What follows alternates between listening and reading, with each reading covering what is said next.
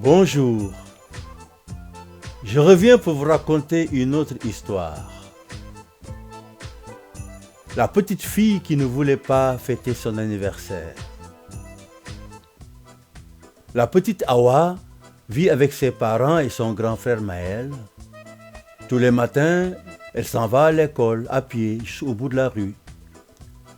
Elle aime marcher avec ses copines et leurs parents qui les accompagnent, flâner avec ses amis à la fin de la journée au retour de l'école. Awa apprécie les balades à vélo quand le temps le permet avec papa, maman et son frère pour se rendre chez les grands-parents à 10 minutes. Chaque mois de septembre, les adultes organisent dans son quartier un repas dans la rue avec de la musique et on fait connaissance avec les nouveaux habitants. Une rue vivante avec des voisins gentils. Mais depuis quelque temps, la rue est calme. Rares sont les personnes qui se promènent dehors. Le plus dur pour Awa et Maël, c'est de ne plus pouvoir revoir la grande famille à la grande maison. La grande maison, c'est chez les grands-parents. Non seulement elle est la première maison, mais elle est assez grande pour accueillir tout ce joli monde. Les papas et les mamans, les frères et sœurs, les oncles et tantes, les cousins et cousines, des amis qui sont devenus des parents adoptés car désignés comme parrains ou marraines d'enfants de la famille. Dans la grande famille de la petite Awa, toute occasion est bonne pour regrouper la grande famille. Le déjeuner du dimanche, les anniversaires, les mariages, les naissances, les baptêmes. Et tout ça se passe dans la grande maison. Pour ces retrouvailles, chacun amène à boire et à manger. On n'oublie pas les jeux pour occuper les plus petits et les chansons que toute la maisonnée interprète en chœur et à cœur joie. Il y a parfois des querelles, le ton qui monte, des pleurs et des silences. Mais pour la petite Awa, pas question de rater ce rendez-vous.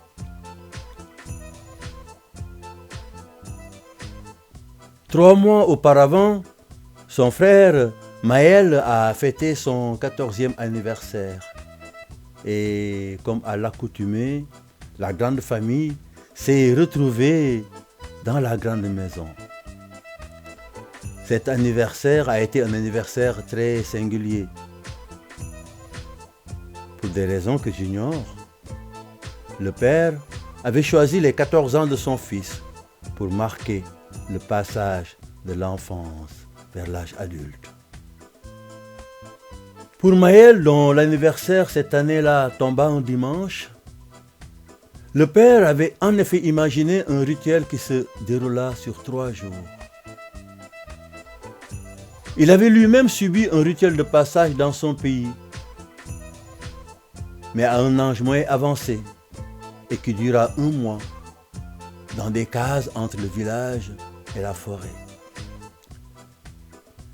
C'est comme si le papa se sentait dans l'obligation de le faire vivre à ses enfants.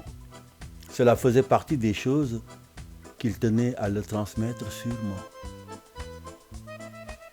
Les parents avaient expliqué aux garçons le déroulement des événements. Le rituel comprenait une partie de confinement de 2 jours et 2 nuits, pendant lesquelles le garçon devait rester isolé des autres membres de la famille, manger, boire et dormir tout seul.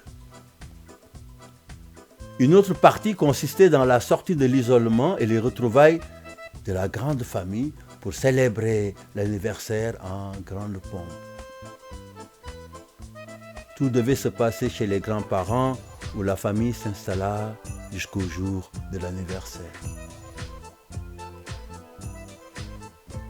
C'est ainsi que Maël, aidé par ses grands-parents, fabriqua au fond du jardin une petite cabane faite de planches de palette, de branches mortes du vieux cerisier et d'une voile de parachute usagée. Le jeune garçon s'installa dans son abri provisoire avec un lit de camp, un matelas en mousse, une couverture et une torche électrique et des bouteilles d'eau. Il lui était interdit de mettre les pieds dans la maison. Mais pour les toilettes, il allait dans une petite cabane aménagée pour l'occasion et il ne pouvait pas se doucher. Ses parents ou sa sœur lui servaient les repas qu'il déposait à l'entrée de la hutte.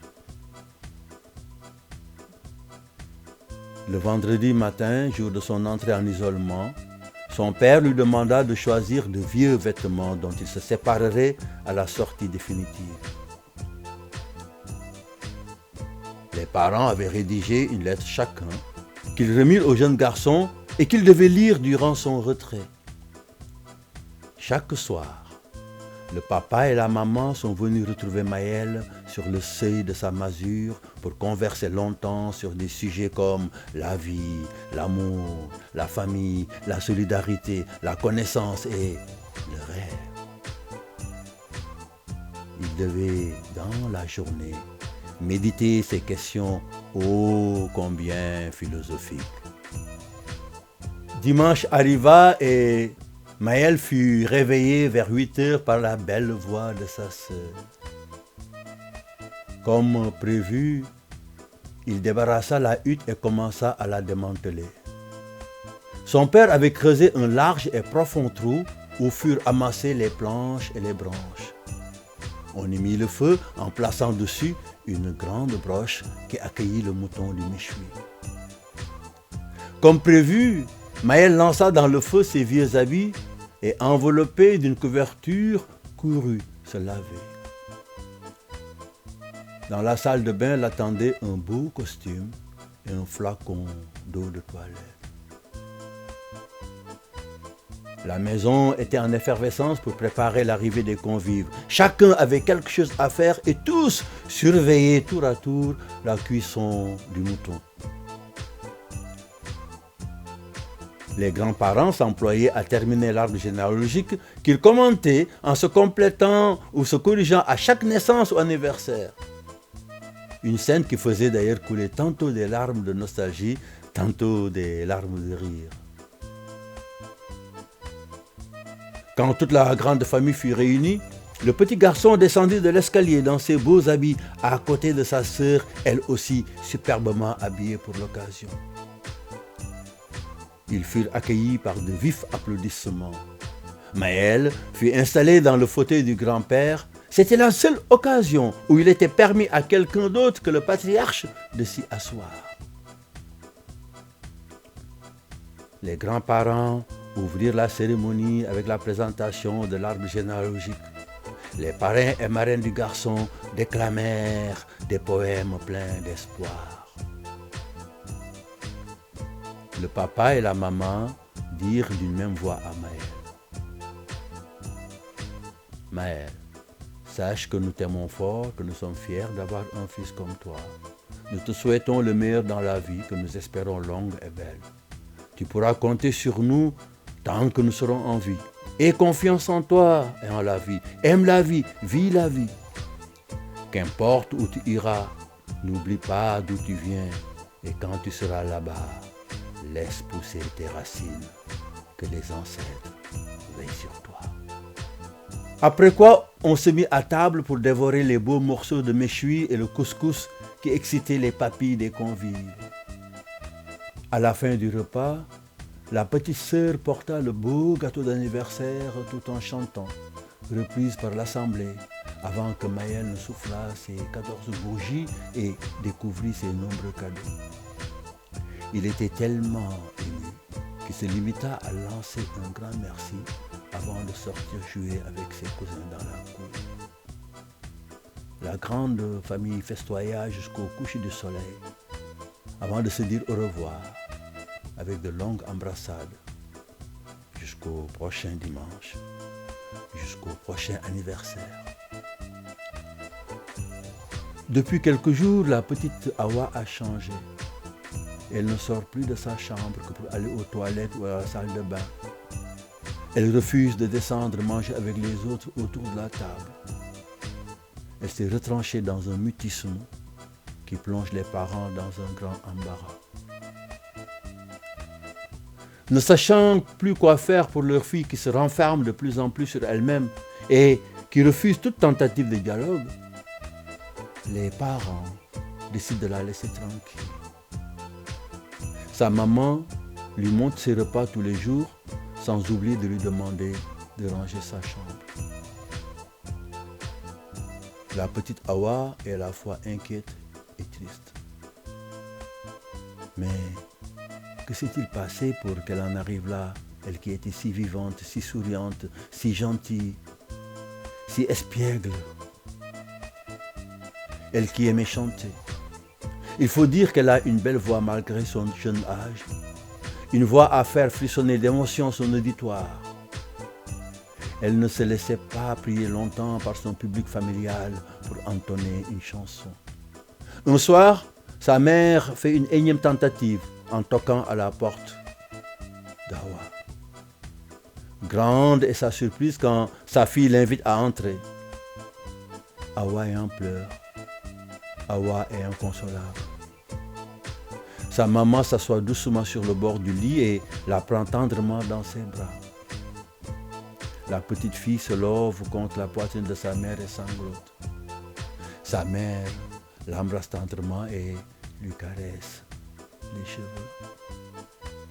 Au bout de quelques minutes, d'une voix douce, la maman la supplie de laisser parler son cœur. « Je sais que je ne vais pas fêter mon anniversaire, » murmure la fille.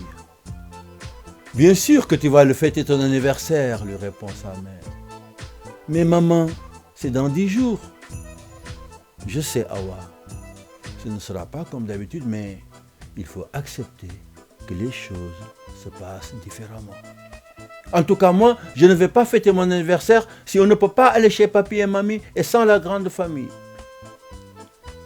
Tu sais, Hawa, les choses peuvent se révéler plus surprenantes et belles que d'habitude, crois-moi. Tu peux descendre, maman, je vais dormir.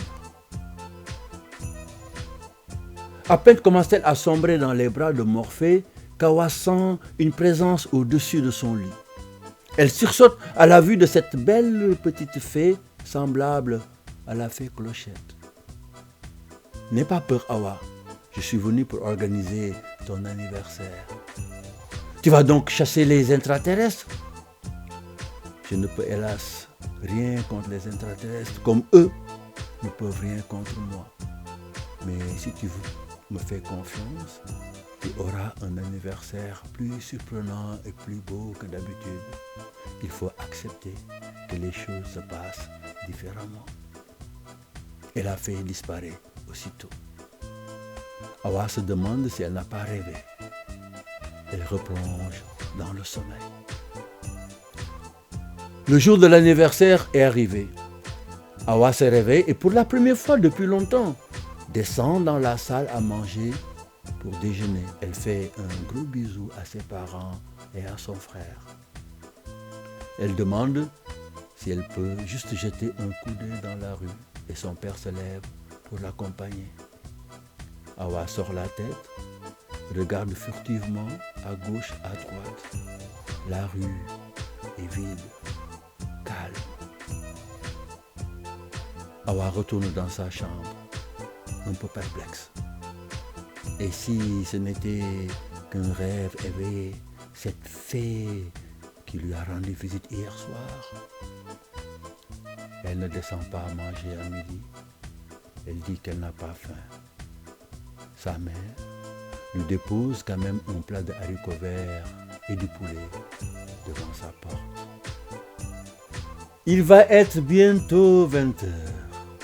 Les voisins, comme ils le font dès les premiers jours de l'attaque des intraterrestres, se préparent pour sortir sur le pas de leur porte, sur leur balcon ou terrasse, derrière leurs murs, à leurs fenêtres, pour applaudir et encourager les courageuses blouses blanches, bleues, roses et vertes, les soldats montés au front de la guerre sanitaire. La mère appelle Hawa, qui descend lentement l'escalier, superbement habillée. Elle passe la tête dehors et recule aussitôt. Elle hésite un bref instant et ressort. Un grand sourire envahit son petit visage. D'un bout à l'autre de la rue, sur les pas de porte, sur les balcons, aux fenêtres, au-dessus des murs, les gens sont debout et lui souhaitent joyeux anniversaire avec une chanson composée pour l'occasion par des musiciens du quartier. Un jour de plus, un an de plus, l'année prochaine on sera plus pour te souhaiter une fois de plus. Joyeux, joyeux anniversaire. Joyeux, joyeux anniversaire. Joyeux, joyeux anniversaire. La nuit est illuminée par toutes les bougies allumées par les voisins. Plus surprenant encore, un voisin très ingénieux a installé sur son balcon, juste en face de chez Awa, un grand écran, un ordinateur, un vidéoprojecteur et même un système de sonorisation. Awa n'en croit pas ses yeux. Ses grands-parents sont là.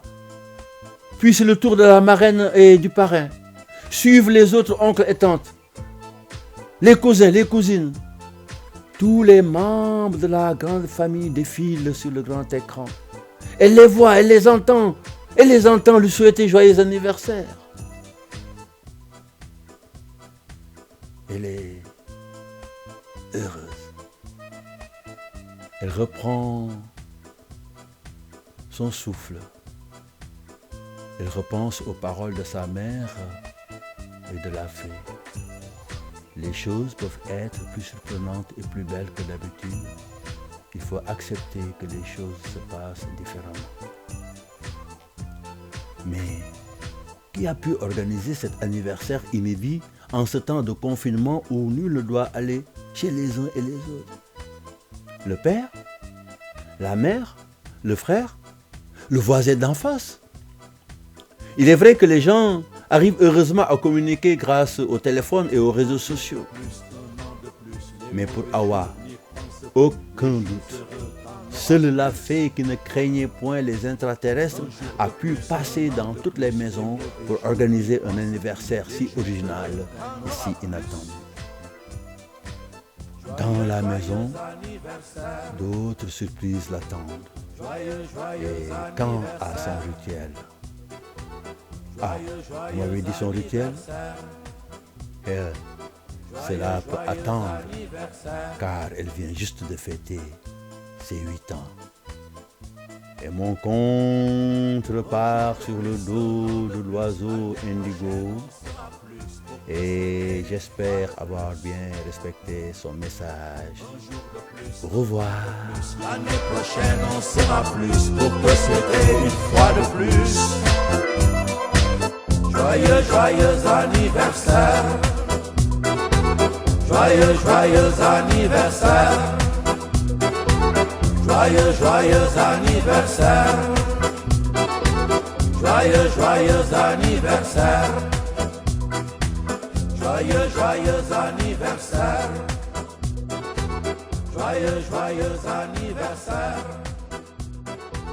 Joyeux, joyeux anniversaire.